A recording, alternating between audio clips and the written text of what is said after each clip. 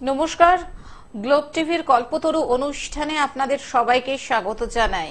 উপস্থিত রয়েছেন কৃষ্ণমূর্তি সনাতন জ্যোতিষ বিশেষজ্ঞ, হস্তরেখাবিদ, বাস্তুবিদ, শাস্ত্রসম্মত জ্যোতিষ, যিনি বিশ্বাস করেন one time remedy life time বেনিফিটে। অল ইন্ডিয়া অ্যাস্ট্রোপামিস তন্ত্র রিসার্চ সেন্টারের জ্যোতিষ শিক্ষক, যিনি আধুনিক জ্যোতিষের পুঙ্খানুপুঙ্খ বিচার, বিজ্ঞানসম্মত বিচারে বিশ্বাসী জ্যোতিষী সুব্রত চক্রবর্তী মহাশয়। সাহিত্যে এমএ বিএড, জ্যোতিষবিদ্যা বাচস্পতি, জ্যোতিষবিদ্যা বারিধি গোল্ড মেডেলিস্ট এবং জ্যোতিষ মহাগৌরব। এই বছরে সুব্রত দা আরো একটি পুরস্কার অর্থাৎ জ্যোতিষ মহাগৌরব এইচবিটি থেকে উনি লাভ করেছেন এবং তার জন্য আমরা সবাই কিন্তু অত্যন্ত আমরাও গৌরব বোধ করছি যে আমাদের সুব্রত দা এত সম্মানে সম্মানিত, এত পুরস্কারে পুরস্কৃত। এটা আমাদের কাছে সত্যি গর্বের কথা। আমি সবসময় বলে থাকি এবং আমরা সবসময় জানি যে সুব্রততার প্রতিকার কথা বলে, কেননা সুব্রততা প্রতিকার করেন সম্পূর্ণ চক্রমের উপরে ভিত্তি করে, যেটা প্রতিটি পর্বেই আমি বলে থাকি। সম্পূর্ণ চক্রম D38 এবং কর্ম ভাবা কুবের চক্রম D31 চার্টের উপরে ভিত্তি করে। অনেকেই জানতে চান সম্পূর্ণ চক্রম বিষয়টা ঠিক কি।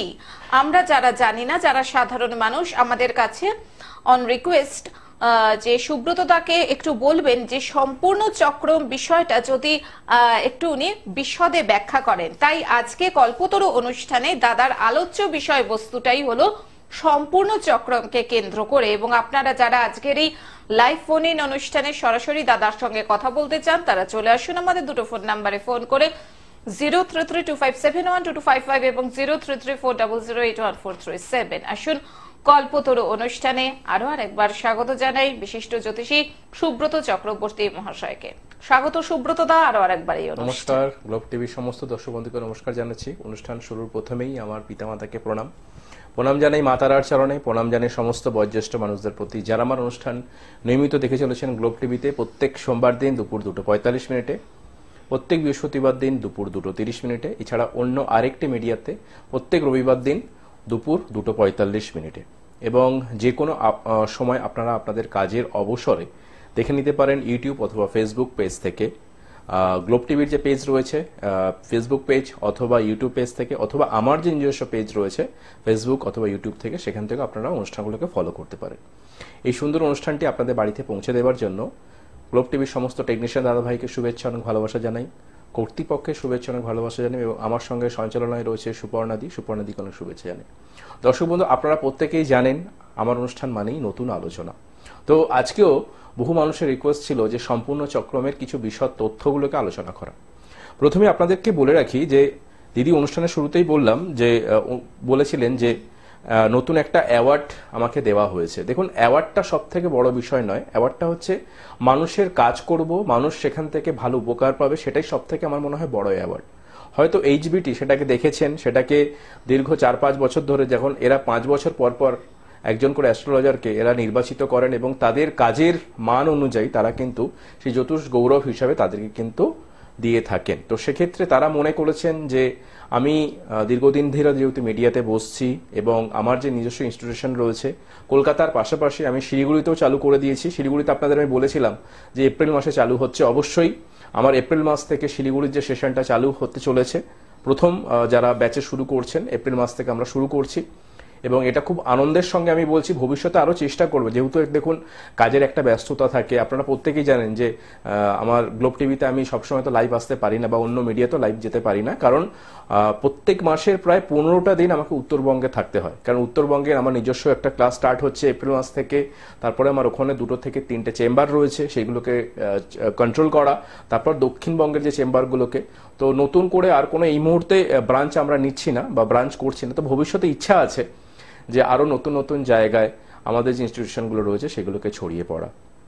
তো কলকাতায় আমার যে ব্রাঞ্চ রয়েছে সেখানেও অলরেডি চলছে এপ্রিল সেশন এবং অক্টোবর সেশনে ভর্তি চলছে জ্যোতিষ ইনস্টিটিউশনে। কিন্তু যারা জ্যোতিষ শিখতে চাইছেন তাদের কাছে শুধু একটা রিকোয়েস্ট আমি রাখবো যে আপনাদের কিন্তু গ্র্যাজুয়েশন অর্থাৎ আপনাদের শিক্ষাগত যোগ্যতা যদি স্নাতক থাকে অবশ্যই কিন্তু তবেই যোগাযোগ করবেন, নতুবা কিন্তু নয়। কারণ আমি মনে করি শিক্ষার একটা মানদণ্ড প্রচণ্ড পরিমাণে প্রয়োজন জ্যোতিষশাস্ত্রের উপর।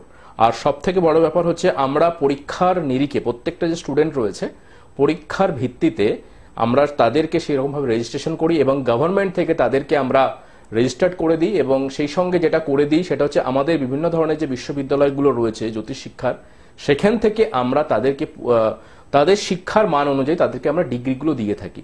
এখানে এমন নয় যে অর্থের বিনিময়ে আপনি কোনো গোল্ড মেডেল পাবেন, অর্থের বিনিময়ে আপনি কোনো কিছু ডিগ্রি পাবেন, সেরকম কোনো কিছু নেই এখানে। তো অবশ্যই শিক্ষার মান অনুযায়ী আপনাকে কিন্তু আপনার সঠিক মানদণ্ডটা আমরা বিচার করব। তো যারা আগ্রহী আছেন অবশ্যই কিন্তু যোগাযোগ করতে পারেন। তবে এপ্রিলের সেশনে এখন আর ভর্তি নেওয়া হচ্ছে না, আমাদের যে পরবর্তী সেশনটা চালু হবে অক্টোবরে আপনারা ভর্তি হতে পারেন। তো আমি একটু আলোচনায় চলে আসি। দেখুন, মানুষের জীবনে তো বিভিন্ন ধরনের সমস্যা রয়েছে। আপনারা যারা আমার চেম্বারে দেখান, আমার যে চেম্বারগুলো রয়েছে দক্ষিণবঙ্গ বা উত্তরবঙ্গের চেম্বারগুলো রয়েছে, সেখানে আপনারা যারা দেখাতে আসছেন তাদের কাছে একটাই আমার অনুরোধ যে আপনারা তো অনেক জ্যোতিষবন্ধু অনুষ্ঠান গ্লোব টিভিতেও দেখেন বা অন্যান্য মিডিয়াতেও দেখেন। আমি মনে করি গ্লোব টিভিতেও অনেক ভালো ভালো অ্যাস্ট্রোলজাররা বসছেন, আপনি তাদের অনুষ্ঠান শুনুন যারা জ্যোতিষকে নিয়ে আলোচনা করছেন। তো আমি এটাই বলার উদ্দেশ্য যে জ্যোতিষের একটা সঠিক মানদণ্ড হওয়া উচিত। কারণ আপনি শুধুমাত্র একজন আপনাকে বলে দিল তন্ত্রের মাধ্যমে এই প্রতিকারটা করতে হবে, আপনার এটা অত্যন্ত পরিমাণে প্রয়োজন, আপনি দৈনিক রাশিফলকে ভালো করে দেখেন, সবই ঠিক আছে, কিন্তু মেন ব্যাপারটা হচ্ছে যে আমরা ভুলে যাই যে আমাদের যখন জ্যোতিষীর কাছে যাচ্ছি বা আমার সমস্যাটা নিয়ে যাচ্ছি, আমরা খুব চটজলদি, মানে প্রত্যেকের মধ্যে এখন একটা খুব বিষয় থাকে আমি যে কোনো জিনিস সহজে পেয়ে যাব। এই সহজে পেয়ে যাওয়ার চক্করেই মানুষ কিন্তু অনেক ভুল পথে পরিচালিত হয়। কারণ একটা জিনিস সবসময় মাথায় মনে রাখবেন, সহজে কোনো কিছু হয় না বা চটজলদি কোনো কিছু হয় না। আর এখনকার দিনে মানুষের মধ্যে একটা প্রবণতা প্রচুর পরিমাণে রয়ে গেছে যে আমি খুব শিগগিরই সেখান থেকে উপকার পেতে চাই। আর এই শিগগিরই উপকার পাওয়ার জন্যেই এই ধরনের 5 মিনিটে বশীকরণ বা তন্ত্রের বিভিন্ন ধরনের প্রতিকার বা আপনার দোষ খণ্ডনের প্রতিকার, তারা কিন্তু আপনাকে ওত পেতে বা ফাঁদ পেতে বসে রয়েছে আপনার সেই অর্জিত অর্থগুলোকে নেওয়ার জন্য। তাই আপনাকে আমি সবসময় বলবো যে কোনো জিনিস চটজলদি বা তাড়াহুড়োর বসে কোনো কিছু করবেন না। আপনি ভালো অ্যাস্ট্রোলজারকে দেখান, দেখিয়ে তার কাছে আপনি সম্পূর্ণ চক্রমটা ভালো করে করুন, কারণ সম্পূর্ণ চক্রমের উপরেই লুকিয়ে আছে আবার আপনার সমস্ত কিছু। অর্থাৎ আপনি যে পার্টিকুলার সমস্যাটা নিয়ে আসছেন, সেই সমস্যাটা আদৌ কেন তৈরি হলো, সেই সমস্যা থেকে আপনি কি মুক্তি পেতে পারবেন, সেটাকে আপনি ভালো করে যাচাই করুন। দ্বিতীয়ত হচ্ছে সবসময় যে আপনাকে যিনি অ্যাস্ট্রোলজার দেখছেন, আপনার লগ্ন কুণ্ডলী তো করে দিচ্ছেন, তার পাশাপাশি আপনি সম্পূর্ণ চক্রমটা পাচ্ছেন কিনা তার প্রেসক্রিপশনে বা লেটার হেডে আপনি কিন্তু সেটা দেখে নেবেন। এবং সাথে দেখবেন আমাদের এই যে জীবনে 9টা গ্রহ, 12টা রাশি, 27টা নক্ষত্রের যে অবদান, তার সঙ্গে যে 8টি নক্ষত্র, অভিজিৎ নক্ষত্র, তারও একটা অবদান রয়েছে। তাহলে এই যে অবদানগুলোর মধ্যে 9টি গ্রহ কিভাবে অশুভ অবস্থাতে রয়েছে, আমরা কিন্তু সেই বিষয়গুলোকে দেখি না আজকাল। আমার কোন 3টি গ্রহ অশুভ অবস্থাতে রয়েছে সেইগুলোকে একটু সঠিকভাবে যাচাই করা। দ্বিতীয়ত যেটা হচ্ছে সম্পূর্ণ চক্রমটা, অর্থাৎ সম্পূর্ণ চক্রমে আপনার পঞ্চম, নবম, একাদশের সাথে কোন কোন গ্রহের সংযোগ রয়েছে, সেখান থেকে আপনি কোন সমস্যাটা নিয়ে আসছেন, সেই সমস্যার থেকে বেরোনোর জন্য পঞ্চম, নবম, একাদশ বা তৃতীয়ের মধ্যে কোনো একটা সংযোগ আছে কিনা সেটাকে আপনি দেখতে হবে। কারণ যখন সমস্যার সৃষ্টি হয়, সেই সমস্যার উদ্ভাবনী ক্ষমতা সবসময় কিন্তু ষষ্ঠ ভাব, অষ্টম ভাব বা দ্বাদশ ভাব দিয়ে থাকে বা অশুভ গ্রহ দিয়ে থাকে।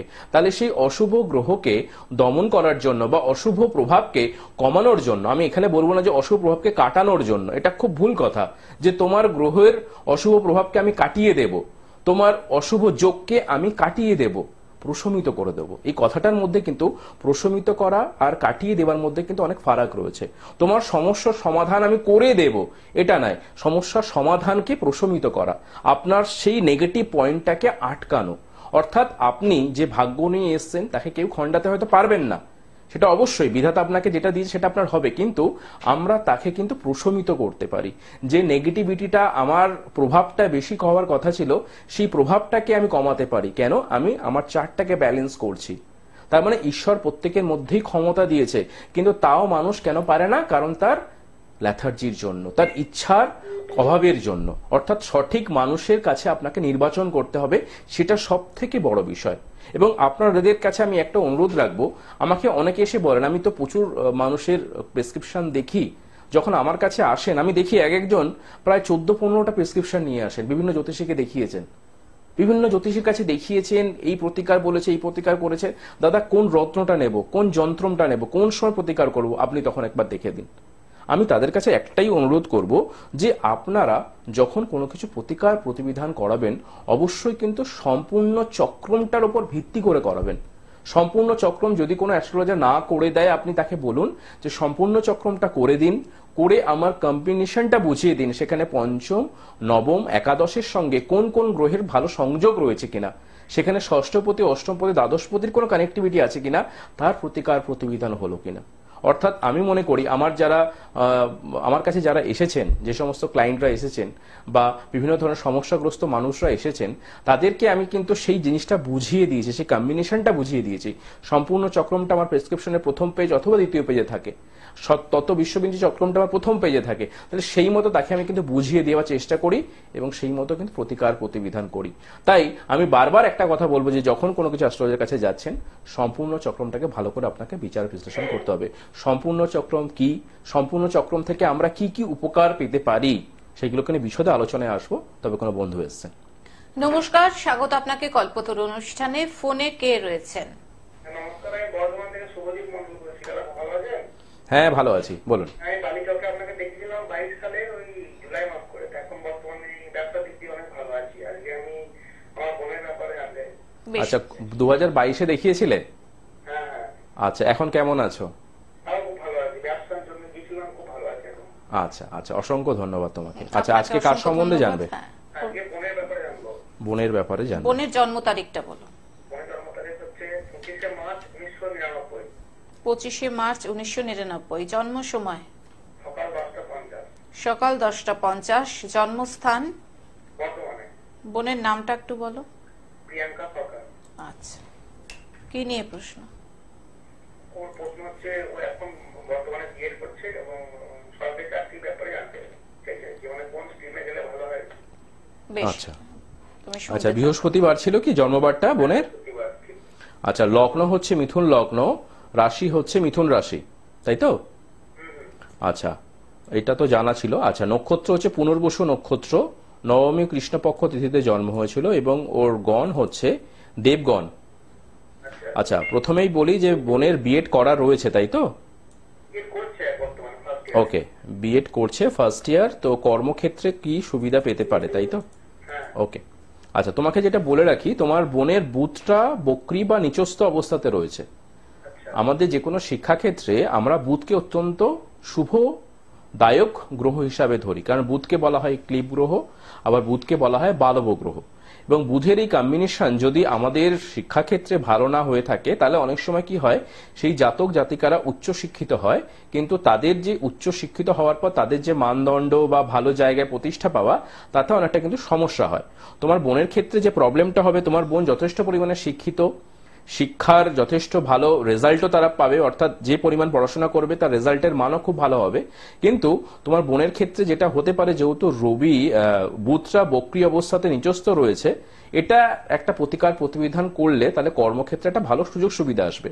আবার অন্যদিক থেকে একটা ভালো যেটা কম্বিনেশন রয়েছে, বুধ হচ্ছে বৃহস্পতি পূর্ব ভাদ্রপদ নক্ষত্র অবস্থান করছে এবং সেই নক্ষত্রের ডিগ্রিটা যথেষ্ট পরিমাণে কম।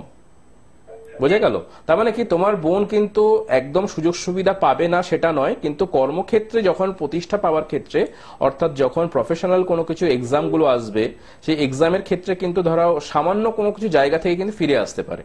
কেন ফিরে আসতে পারে? কারণ এই যে বললাম বুধ রেট্রোগেট বা নিচস্থ রয়েছে, সাথে বুধের ডিগ্রিটা একেবারে 0 ডিগ্রির মধ্যে রয়েছে। তার মানে কি, এই জায়গাটাকে বুস্টিং করা। কিন্তু এখানে একটা জিনিস আমাকে মাথায় রাখতে হবে, সম্পূর্ণ চক্রমটা যদি আমি দেখি, সম্পূর্ণ চক্রমের নবমপতি একাদশপতির সংযোগ যথেষ্ট ভালো। সেখানে লগ্নকে কেন্দ্র করেছে, অর্থাৎ নবমপতি একাদশপতি যেহেতু লগ্নকে কানেক্ট করে রয়েছে, তাহলে এই মেয়ে কিন্তু সরকারি চাকরি পাওয়ার জন্য 100% তৈরি এবং এ পাবেই। কিন্তু ওর সামান্য কোনো জায়গায় গিয়ে একটা বাধা বিঘ্নতা তৈরি হতে পারে। এবং যেহেতু বললে বিএড ফার্স্ট ইয়ার করছে, ওর এই সময় ক্ষেত্রে আমি অন্তর্দশা বা মহাদশা দেখতে পাচ্ছি, শনির মহাদশা যাচ্ছে, ঠিক আছে? শনির মহাদশা যাচ্ছে এবং সেই সঙ্গে অন্তর্দশা এখন যাচ্ছে শুক্রে। তাহলে ওর লগ্ন কেন্দ্রিকগতভাবে শনি শুভ অবস্থাতে রয়েছে, অন্তর্দশাপতি বা প্রাণদশা সূক্ষ্মদশা এই সময় ক্ষেত্রে পার্মানেন্ট জায়গায় ভালো রয়েছে। শুধু যদি বুধের প্রতিকারটা সঠিক করা যেতে পারে তাহলে তোমার বোন কিন্তু ভালো জায়গায় চান্স পেতে পারবে। তোমার বোন কিন্তু যথেষ্ট গুণবতী, অনেক গুণ রয়েছে ওর মধ্যে। ও কিন্তু অনেক গুণের মানে কি বলবো যে অনেক গুণের নিয়ে কিন্তু জন্মগ্রহণ করেছে। তো অবশ্যই বলো সেই জায়গা থেকে তোমার বোন ভালো জায়গায় প্রতিষ্ঠা পাবে। তুমি যেহেতু আমার কাছে এসেছিলে, আমার কাছে এসে তুমি উপকৃত, তোমাকে আমি হ্যাঁ বলো। না, এমনি কোনো কিছু ফাঁড়া যোগ নেই। বোনের ক্ষেত্রে যেটা হতে পারে, যেহেতু শনি সামান্য রাহু দ্বারা কানেক্টিভিটি হয়ে রয়েছে, তোমার বোনের ক্ষেত্রে একটু ঠান্ডা লাগার ধাত থাকতে পারে। আর কিছু ক্ষেত্রে গাইনোলজিক্যাল সমস্যা বা লোয়ার অ্যাবডোমেন্টের কোনো কিছু প্রবলেম, জয়েন্ট পেন্টের প্রবলেম, একটু স্কিন অ্যালার্জির সমস্যা বা চুল ওঠার সমস্যা, এই সাধারণ কোনো কিছু থাকবে। তবে বড় সড়ো কোনো কিছু রোগ নেই। তবে ও কিন্তু খুব ভালো জায়গায় প্রতিষ্ঠা পাবে। শুধু তুমি যদি পারো একটু আমার কাছে এসে বুধের একটা প্রতিবিধান করিয়ে নিও। ঠিক আছে, ভালো থেকো। ফোন করার জন্য ধন্যবাদ। যারা মনে করছেন আগের বন্ধুর মতন যিনি অনলাইনে আমাদের বলেই দিলেন যে সুব্রত তার কাছে এসে তিনি এখন খুবই ভালো আছেন, তাই উনি ফোন করেছেন আবার তার বোনের জন্য এবং তিনি যাবেন সুব্রত তার কাছে। যারা মনে করছেন যে না আমরাও ভালোভাবে থাকবো, আমরাও ভালোভাবে বাঁচবো, তাদের জন্য বলে রাখি সুব্রত তার চেম্বারের জন্য বুকিং নাম্বার 9874207060, এছাড়াও রয়েছে 9831707058। দাদার চেম্বার রয়েছে সোমবার শ্যামবাজার পরিয়াপুকুরে, মঙ্গল ও রবিবার গড়িয়া, বুধবার দুর্গাপুর বর্ধমান, বৃহস্পতিবার ব্যারাকপুর 15 নম্বর রেলগেট আমরা ক্লাবের দোতলায় বিকেল 4টে থেকে 6টা এবং বৃহস্পতিবারই 6টা থেকে 8টা নৈহাটি ঋষি বঙ্কিমচন্দ্র কলেজের পাশে অঞ্জলি জ্যোতিষ বিভাগে।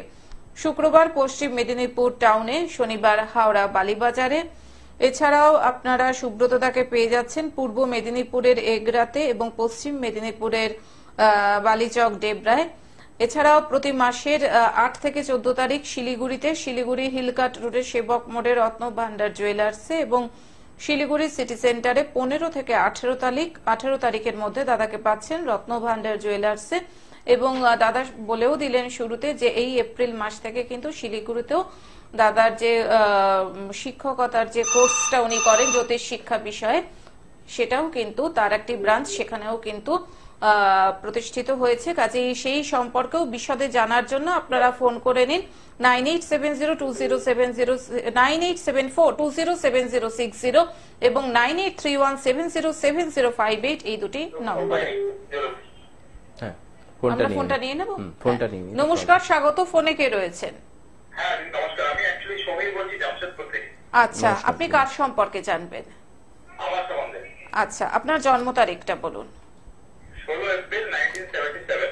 16 এপ্রিল 1977। আপনি টিভির ভলিউমটা মিউট করুন। হ্যাঁ অবশ্যই।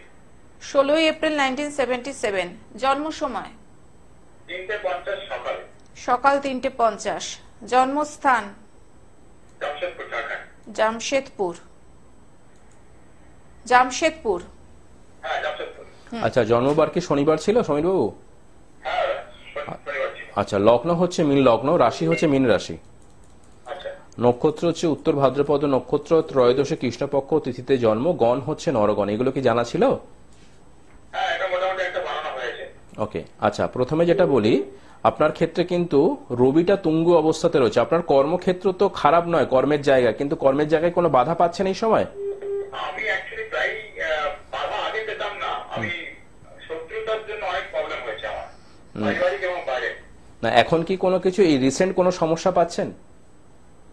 এখন তো আমি বাড়িতে বসে গেছি, ওটাই বলছি। একটু সমস্যা চলছে একদম। আমি প্রথমে যেটা প্রথমে যেটা বলে রাখি, আপনার লগ্নে শুক্র এবং চন্দ্র রয়েছে। আপনার ক্ষেত্রে 4th হাউসটা একটু ড্যামেজ। 4th হাউস এবং দ্বিতীয় পতি যেহেতু ড্যামেজ থাকে, কর্মক্ষেত্রে রিসেন্ট কোনো কিছু সমস্যা। দ্বিতীয়ত হচ্ছে 4th হাউস যেহেতু ড্যামেজ রয়েছে, পারিবারিক কোনো মানুষের অসুস্থতা বা পরিবার নিয়ে চিন্তা, ঠিক আছে, এই বিষয়টা আপনার ক্ষেত্রে কিন্তু থাকবে এবং সেটাই আপনার ক্ষেত্রে মনে হচ্ছে। হ্যাঁ, এবং আপনার ক্ষেত্রে যেহেতু 4th হাউস বললাম, 4th হাউসের ক্ষেত্রে অসুস্থ কে? মা। হ্যাঁ একদম। তো দেখুন, একটা জিনিস আমি বলে রাখি যে 4th হাউসের কম্বিনেশন যদি আমি দেখি, আমাদের একটা চক্র রয়েছে। এই যে মায়ের বিচারটা আপনি বললেন, আমাদের গ্রহ সূচিত চক্র বলে একটা চক্র হয়, ঠিক আছে, গ্রহ সূচিত চক্র। এই গ্রহ সূচিত চক্রে আপনার চতুর্থ পতি যিনি রয়েছেন, আমরা তো সবসময় বলে থাকি যে চতুর্থ স্থান থেকে মাতৃভাব বিচার করি, দশম ভাব থেকে পিতৃভাব। তো লগ্নপতি চতুর্থপতি যেহেতু আপনার ক্ষেত্রে মঙ্গল কানেক্টিভিটি এবং গ্রহ সূচিত চক্রে দেখতে পাচ্ছি ফোর্থ হাউস কিন্তু মঙ্গল এখন কিছুটা নিচস্থ অবস্থাতে রয়েছে। তাই মাকে নিয়ে কিন্তু আগামী দিন একটু সাবধানে থাকতে হবে, মায়ের একটু চিকিৎসার প্রয়োজন রয়েছে এবং মাকে নিয়ে কিন্তু সমস্যা দেখা দেবে। আর সাথে আপনাকে বলে রাখি, আপনি যেখানে বসবাস করছেন যেহেতু ফোর্থ হাউস ড্যামেজ রয়েছে, সেই ফোর্থ হাউসে কিন্তু নর্থ ইস্ট বা সাউথ ইস্ট কোনো কিছু ভাবে ড্যামেজ হবে সেখানে। আচ্ছা, রেকটিফিকেশন করেছেন কিন্তু তার প্রভাবটা কিন্তু এখনো সহজে যায়নি, ওটা ভেঙেছেন, তার প্রভাবটা থাকবে কিছুটা। তো আপনাকে আমি যেটা বলবো, আপনি যদি পারেন একটু বাস্তুর প্রতিকারটাকে করতে হবে, কারণ না হলে ফোর্থ হাউস ড্যামেজ থাকতে মানে গ্রহসূচির চক্র থেকে আমরা মাতৃভাবকে বিচার করি, সেখানে কিন্তু মঙ্গল কিছুটা ড্যামেজ। মঙ্গল ড্যামেজ থাকলে বাড়ির কেউ গুরুজন স্থানীয় অসুস্থ, যেহেতু ফোর্থ হাউসকে মাকে নির্দেশ দিচ্ছে, তাহলে মা অসুস্থ থাকতে পারে এবং এটা কিন্তু দীর্ঘদিন ধরে চলতে পারে। তাই আপনি এটাকে নিয়ে যদি পারেন ডাক্তারি তো পরামর্শ অবশ্যই করবেন। আপনি বলছেন ফোর্থ হাউসের জন্য আপনার বাস্তুর কিছুটা রেকটিফিকেশন করিয়েছেন, তার প্রভাবটা কিছুটা এখনো রয়েছে, সেই জায়গাটাকে জন্য একদম আপনি তাহলে বললেন যে আপনি রেকটিফিকেশন করেছেন, তার মানে ওটা এখনো কমপ্লিট হয়নি। একদম বুঝতে পেরেছি দাদা। তো আপনাকে আমি এটুকু বলে দিচ্ছি, আপনি পারলে একটু যোগাযোগ করিয়ে নেবেন, আপনার বাস্তুর জায়গাটাকে একটু ঠিক করতে হবে এবং সাথে আপনার কর্মের জায়গায় রিসেন্ট 1.5 থেকে 2 মাস একটু সমস্যা যাবে, এটা ঠিক হয়ে যাবে ন্যাচারালি, কিন্তু পারিবারিক জায়গা, অসুস্থতার জায়গা বা পরবর্তী ক্ষেত্রে আপনার যে ছোট কোনো বাড়ির যদি সদস্য থাকে, এই ধরনের কোনো কিছু সমস্যা ছোট সদস্যের উপর আসতে পারে। তো বাস্তুর জায়গাটা খুব ইম্পর্টেন্ট, এটাকে একটু দেখিয়ে নিতে হবে। ঠিক আছে, যদি পারেন আমার কন্ট্যাক্ট নাম্বার রয়েছে, আপনি একটু অনলাইন কনসালটেন্সি করতে পারেন। সবাই ভালো থাকবেন। আমাদের হাতে সময় আর 1 মিনিট মতো। আচ্ছা, আমি জাস্ট একটু বলে নিই যে সম্পূর্ণ চক্রমে আমি জাস্ট বিচার বিশ্লেষণ করি যখন বলছি যে দেখুন মানুষের মধ্যে বিভিন্ন ধরনের তো সমস্যা রয়েছে। এবার ধরুন এই সমস্যাটা যখন আসছে পার্টিকুলার, সেই পার্টিকুলার সমস্যাটাকে দেখতে হবে সম্পূর্ণ চক্রমে কোন দশা অন্তর্দশা প্রতি আপনাকে করাচ্ছে, কোন দশা অন্তর্দশী প্রতি আপনাকে করাচ্ছে। সেখানে দেখতে হবে সূক্ষ্ম দশায় এবং প্রাণদশা যখন দ্বিতীয় পতিকে কানেক্টিভিটি করছে, তার মানে আপনার ক্ষেত্রে বাড়ির মধ্যে একটা অশান্তির বাতাবরণ তৈরি হতে পারে। সেখানে যখন লগ্নকে নির্দেশ করছে তখন কিন্তু হেলথ ইস্যুটা বেশি পরিমাণে দেখা দিবে। যখন দেখা যাবে যে তিনি কিছুভাবে লগ্নপতি থেকে তৃতীয় পতির সংযোগ রয়েছে, সেখানে কিছুভাবে কিন্তু নানা রকম ভাবে বাস্তুগত সমস্যা আসতে পারে। আবার ফোর্থ হাউসের কম্বিনেশন যদি থাকে সম্পূর্ণ চক্রমে, বাস্তুগত সমস্যা আসতে পারে। তবে আমাদের প্রত্যেকটা ইন্ডিভিজুয়ালি কিন্তু আলাদা আলাদা জায়গা রয়েছে জ্যোতিষশাস্ত্রে। এবার ধরুন কারো ক্ষেত্রে দেখতে পাওয়া যাচ্ছে যে সম্পূর্ণ চক্রমের অষ্টমপতি দশমপতির সঙ্গে কানেক্টিভিটি পেয়েছে, তার মানে আপনার ক্ষেত্রে বুঝে নিতে হবে আপনার কর্ম সংক্রান্ত ব্যাপারে। এবার দেখা যাচ্ছে তার দশমপতি ন্যাটাল চার্টে খুব ভালো বা D1 চার্টে যথেষ্ট ভালো, আপনি কিন্তু কর্মজীবনে যথেষ্ট ভালো সুনাম অর্জন করছেন, কিন্তু যখন সেই সম্পূর্ণ চক্রমের দশমপতির মহাদশা অন্তর্দশাপতি আসবে, আপনাকে সেই সময় থেকে কিন্তু একটা কর্মের প্রতি সমস্যা দেখা দিতে। আপনি কোনো চাকরি করছেন, সাপোজ আপনি কোনো ব্যবসা করছেন, তাহলে সেই জায়গাটাকে আপনাকে দেখাতে হবে। অর্থাৎ হঠাৎ যদি কোনো আপনার সমস্যা এসে যায়, সেই জায়গাটাকে দেখার জন্য কিন্তু সম্পূর্ণ চক্রমটাকে আপনাকে বিচার বিশ্লেষণ করা। এবং আপনাকে আমি বলে দিচ্ছি, যখন কোনো সমস্যা তৈরি হচ্ছে, সম্পূর্ণ চক্রমের ষষ্ঠ ভাব, অষ্টম ভাব, দ্বাদশ ভাবের কানেক্টিভিটি থাকবে, কিন্তু যখন আপনি দেখছেন পঞ্চমপতি, তৃতীয়পতি, নবমপতি, একাদশপতি কোন একটা সংযোগ রয়েছেন, আপনি সেই সমস্যা থেকে বেরিয়ে আসতে পারবেন। তার জন্যই কিন্তু ভালো জ্যোতিষ বন্ধুর হাত ধরা প্রয়োজন। হাতে একদমই সময় নেই। সুব্রততাকে ধন্যবাদ জানিয়ে এবং সকল দর্শক শ্রোতা বন্ধুকে ধন্যবাদ জানিয়ে আজকের মতন কল্পতরু অনুষ্ঠান থেকে বিদায় নিচ্ছি। নেক্সট এপিসোডে হয়তো ডিটেইলস কোনো বিষয় নিয়ে আপনাদের সামনে উপস্থিত হবো। সবাই ভালো থাকবেন। নমস্কার।